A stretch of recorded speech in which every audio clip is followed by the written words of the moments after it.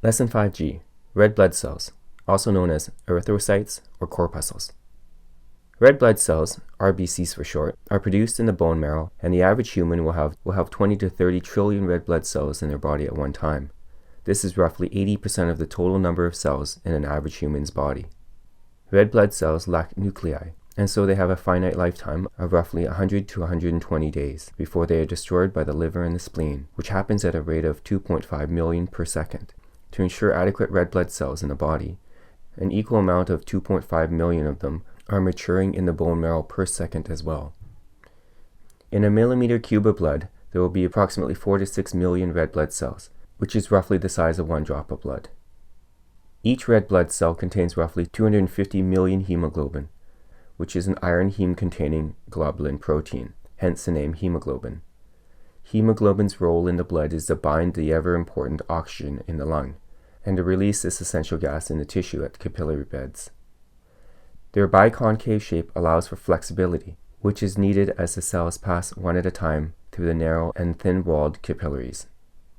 Hemoglobin has two shapes, taut and relaxed. Relaxed is the form of hemoglobin that has a strong affinity for oxygen.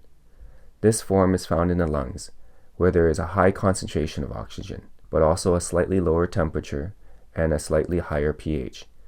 This allows for 8 diatomic O2 molecules to bind each hemoglobin, forming oxyhemoglobin. This is roughly how 98% of the oxygen is transported throughout the body. The remaining 2% of oxygen travels dissolved in blood plasma, similarly to how water contains dissolved oxygen, which allows animals such as fish to survive using their gills. Once the red blood cell arrives in the warmer and less oxygen-rich capillary beds, the oxygen will dissociate from the hemoglobin, forming deoxyhemoglobin. The lower pH found at the tissue also is involved in the conformational change of hemoglobin's shape from relaxed to taut, which has a low affinity for oxygen. Once the oxygen has left the red blood cell, it is logical to think that carbon dioxide would attach to the hemoglobin and be transported by the cell to the lungs to be removed from the body. Hemoglobin has a low affinity for carbon in both taut and relaxed form, and only about 20% of the carbon dioxide that travels to the lung arrives attached to hemoglobin, which we call carbenohemoglobin. The other 70% that arrives at the lungs is first joined to water to form bicarbonate, which is achieved with the help of an enzyme called carbonic anhydrase. Carbonate freely dissolves in plasma, and this is how it travels to the lungs.